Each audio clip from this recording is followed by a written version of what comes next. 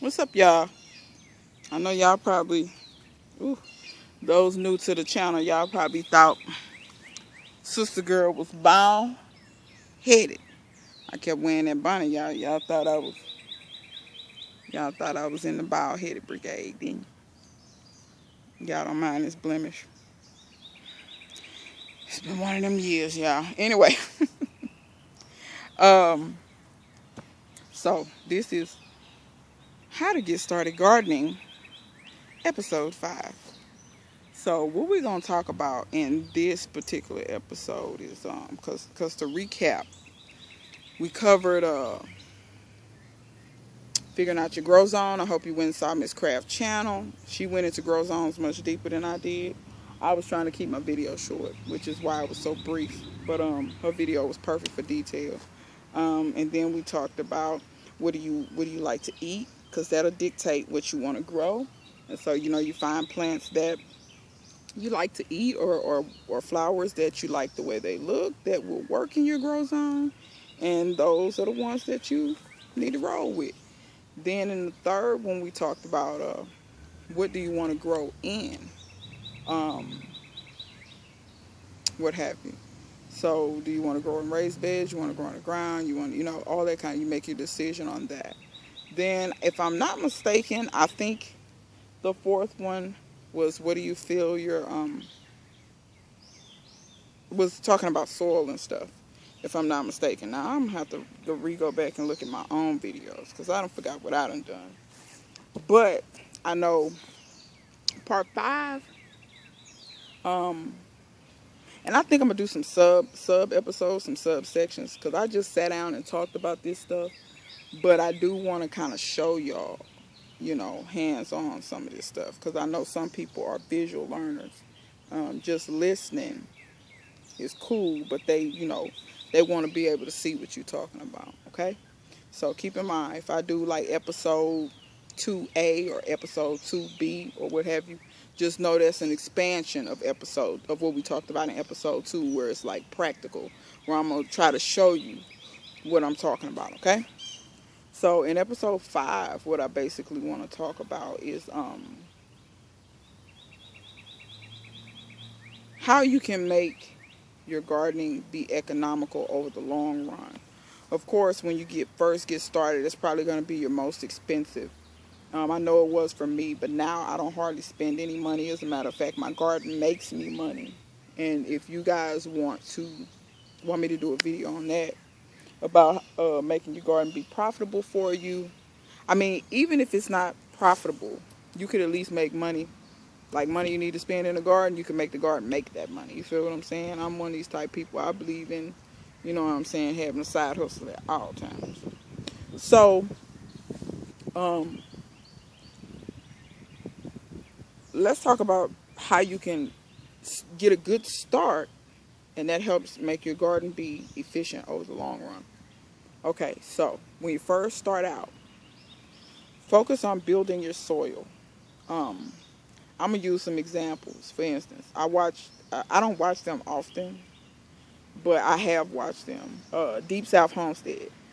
Deep South Homestead, he can grow. Yeah, he's a great grower. You ever looked at his soil?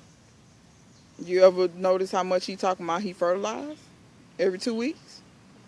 He never really says what he fertilizing with. I can almost guarantee you it's triple 10 though, or something of that nature.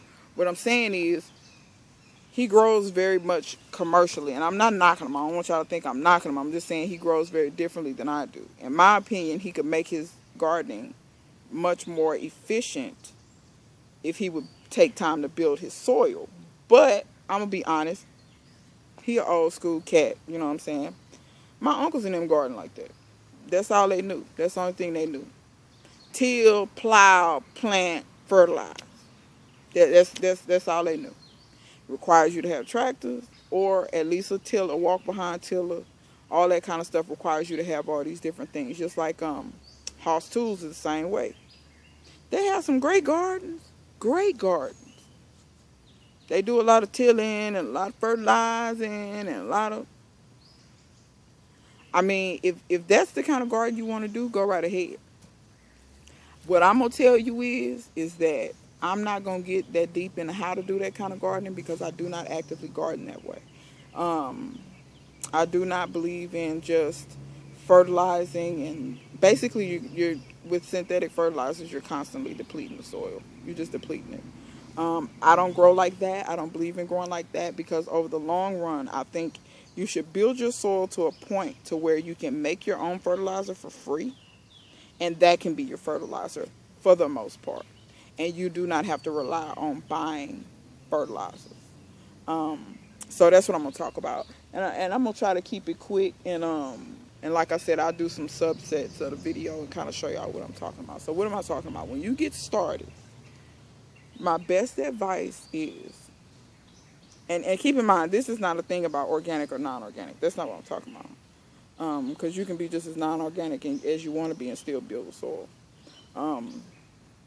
This is more about creating biodiversity within your soil. If you feed the soil will feed your plants. Don't just be feeding your plants. You can't think like that. It's a little bit too narrow of a thought pathway to take. So think about feeding the soil and feeding the biodiversity in the soil, and that will feed your plants much better. People ask me all the time, how is my stuff so lush? How does it turn into a jungle? What am I feeding it? I get to ask that all the time. What are you feeding it? What are you feeding it? And I'm like, not really much. Comfrey Tea, chop and drop Comfrey. I grow in compost and wood chips. Okay, so last year I spent 250 times 4 is $10. I bought 8 bags, so $20 worth of fertilizer. That's what I bought last year, and I got they marked the bags way down. It was a regular $10. They marked them down to $2.50, and I got 8 bags. So $20 is all I spent, and I still got 4 or 5 bags of fertilizer left. I still have not used, and that's organic Job's. I bought 4 bags of citrus and 4 bags of the tomato and vegetable fertilizer, the red bag. So that goes to show you that, and my garden made way more than $20. So basically, I didn't come out of pocket for my garden none. Focus on building your soil. How do you do that? Use biochar, number 1, to hold moisture, hold nutrients, and create a habitat for microorganisms to grow. For those of you that don't know, there are a lot of different bacteria, good bacteria, fungi. Of course, you have your worms, different types of worms that are in the ground, even some bugs. Like, if you see roly-poly bugs, don't worry about them. They're beneficial. They help break down organic matter in the soil into components that your plants can actually uptake. Do not worry about those. Those are beneficial bugs. They're not eating your plants. I've never heard of roly-polies eating your plants. If y'all get some roly-polies eating y'all plants, take pictures of it and show me, because I ain't never seen that. And I see tons of them because I use wood chips. And roly-polies love to eat wood chips. Love it. But I don't care, because the plants cannot get the nutrients from the wood chips if it's still in a wood chip form. They can, if they're roly-poly, eat it and poop it out, though. You get what I'm saying? So those are things that you want to try to do. I use a lot of wood that's been decaying and breaking down. If you cut limbs out of your trees, do not if you can help it, do not have it hauled off your property. Yeah, I realize some people want the most manicured lawn in the world. If you want the most manicured lawn in the world, okay. But I got a pile of wood that's breaking down somewhere and it's free soil. It don't look the best. I mean, I'm not in love with the way that looks, but I'm in love with them plants that it grow. Don't nobody see that but me. That pile of wood is in my backyard. Don't nobody come back here but me. Or people that I invite over here. And people that I invite over here, they know what's up. They already know what's up. All of my stuff, I got a method for all of my madness. I got a huge burn pile. Well, let me see. Can I turn this way and show y'all? Y'all see all that wood right there? Huge burn pile. I ain't in love with the way that look. But when I burn it down to charcoal, I'm going to love that. Because when I expand, that's my charcoal. You feel what I'm saying? And if you want to know what charcoal does in a garden, I have a video about how to make biochar. Look at my 2019 video playlist and you'll see it.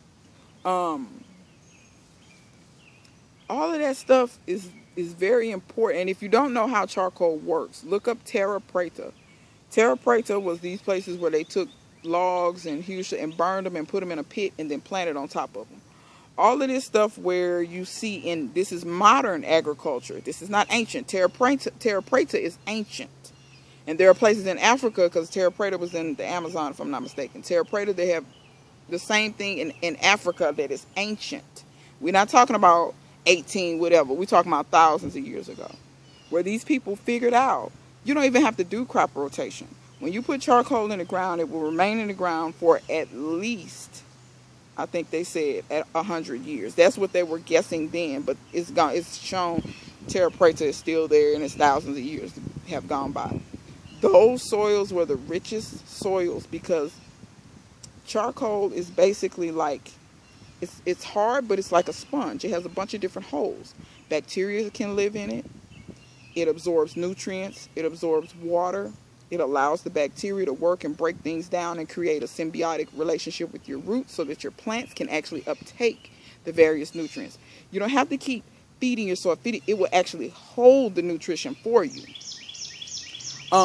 If you container gardening, especially in pots, I recommend heavily that you put charcoal in it. If you're not putting charcoal in them pots, because think about it, you forever fertilizing over and over and over because it washes out of the pot.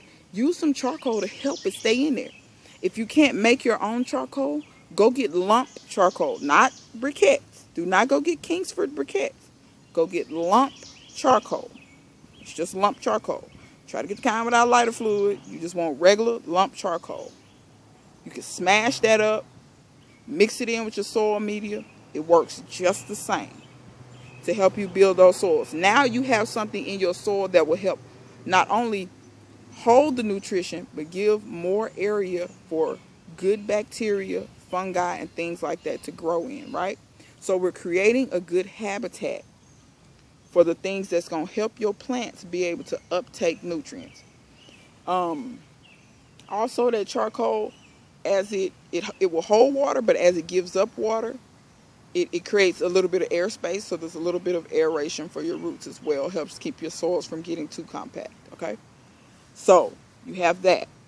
Now, once you've done that, you want to make sure that you are using, I like to use a lot of organic matter because it holds water, because I'm in a hot climate. And throughout the day when it gets 100 degrees, you want something that's going to hold that organic matter. Me personally, I like to use a lot of wood chips, and I make my own compost. Compost is also organic matter. If you need a little help with drainage, you can mix some sand in. I never have a problem with drainage out of mine. I don't know why. Now, let me tell you this. If you're going to plant in wood chips, you got to plant deep. You can't do 2 or 3 inches. You can't do 4 inches. You can't, not in my opinion. You got to start at 6. And me personally, if I'm going to plant in wood chips, I try to put them wood chips 12 inches deep. If you don't, let me tell you what's going to happen. Well, first of all, you don't want to actually plant in the wood chips. You want to plant in dirt. So if you're going to do wood chips, do the wood chips on top, but make sure you have soil of some sort, whether it's already some wood chips already broken down, whether it's dirt from your yard, whatever it is. Make sure you have soil. Your roots need good contact. Wood chips ain't going to give you good enough contact. You're going to lose a lot of plants like that. Roots are not meant to grow through very, very coarse wood chips. Roots are meant to be in the ground. What the wood chips are going to do is, over time, they will break down. Nutrients will leach down, feed your plants. It will create more soil on top. Now, you'll notice, especially if you container garden or whatever, you'll notice it drop down. You have to fill them up. I fill mine up every year. Every year they drop down about 2 inches because all the stuff rots down into beautiful dirt, but it shrinks down in volume. I have to fill it back up. So you want to try to think about that. So start thinking about this stuff from the beginning. Another thing you want to try to think about, especially if you're doing a food forest type situation, try to use a lot of nitrogen fixers. Anything in the legume family. If you don't like beans and peas and stuff like that, There are some fruits in the legume family. I'll be honest, mimosa trees, those are actually nitrogen fixers. They're in the legume family. I know a lot of people hate mimosa trees and talk about how invasive and et cetera, but they're a nitrogen fixer. They'll create some shade if you want to plant up under them. And y'all know how mimosas are. Mimosas don't really create super dense shade. They create, because the leaves are very kind of feathery-like, they create a very filtered shade. So they're actually a great tree to have if you don't like beans and stuff like that. But if you like beans and legumes and pigeon peas and field peas and stuff, any of this stuff in the legume family that fixes nitrogen, plant that stuff. That's less nitrogen you got to put in the ground. And it also breaks the nitrogen down into a form that plants can uptake. So therefore, you can put the beans in the ground and plant other things, companion plant around them. And you will get, you know, some richer soils without you having to buy fertilizer. Make your own compost. That's my next best thing. Make your own compost. All those kitchen scraps, all that stuff, make all that. Throw it all out into a pile, let it rot down. That's free soil, free organic matter, free nutrition. You get what I'm saying? There's numerous ways for you to make a compost pile. I got videos about it. Tons of other people got videos about it. I'm going to do another compost video, as a matter of fact, because a lot of people ask what you can and can't compost, and I find that people have no idea what they're talking about. But anyway, another thing you can think about getting into, and I wouldn't say, I mean, if you adventurous enough when you first start, you can jump into it. But a worm bin. I have a worm bin. I make my own worm castings. I don't buy worm castings. You can get worm castings reasonably priced, but I don't buy worm castings. Another thing you can do is you can sell the worms to people who fish. So my worms make me money. My worms save me from buying worm castings, but they also make me money. So worms are the most low maintenance livestock that you can have, in my opinion. They don't talk back. They don't make noise. Like, ain't no city ordinances against worms because they don't even know you got them. Free food for your garden. The leachate that comes off of the worm bins, it's great to catch it, dilute it with a little water, feed your plants with it. Some of the best liquid food that you can buy. That's another, see what I'm saying? So over time, you're not buying any fertilizer. You're using the worm tea. You're making compost tea because you're making compost, right? You're making Comfrey tea. And that's another thing. Plant some plants. This is going to be my last little pointer. And if I come up with some more stuff after this, because I'm going off the dome here. I don't even have this wrote down. Plant you some plants that will help you fertilize your garden. No, you cannot eat comfrey. Comfrey does have medicinal benefits. You can't eat it, but it has other medicinal benefits. You can make salves out of it and different things like that. But what you can do with comfrey is you can use it as fertilizer in two ways. You can chop and drop, meaning chop the leaves. I'm going to do a video showing how to chop and drop, because I don't think I've ever, people probably have shown it, but I'm going to do a video showing it. You can cut the leaves off, lay them down around the base of your plants. Just let the leaves just break down. They break down really quickly. There's no smell when you do it like that. It's no problem. They break down into nice little organic matter. When you water, when it rains, the nutrients that were in the leaves will feed your plants. Or you can make comfrey tea, which is where you take the comfrey. I've done a video on this. You take the comfrey, throw it in some water, basically let it ferment or rot. It will smell like hell on wheels, but your plants love it. Plants are just like George Clinton and Bootsy Collins. They love the funk. So, once again, these are all ways that you can go about making yourself be, you know, people talk about being sustainable, but they don't even know what they're talking about, or being efficient and, you know, cost effective. These are some of the ways that you can be sustainable. You're growing your own fertilizers. You're growing plants that's fertilizing the ground for you. You raising worms that's helping you feed your plants. You know, all this different kind of stuff like this. So yeah. Y'all take all that in, think about all that, and try to do it from the beginning. Because if you try to do it later and try to play catch up, it's harder. It's easier if you start from the beginning, and in the long run, you're going to get better plants, you're going to get better production. While everybody else out here struggling, your production will look great. Because like now, I pretty much just coast. The only thing I have to do is make sure my stuff stay watered and the pests. That's the only thing I really have to fight with, y'all. My soil is for the most part built.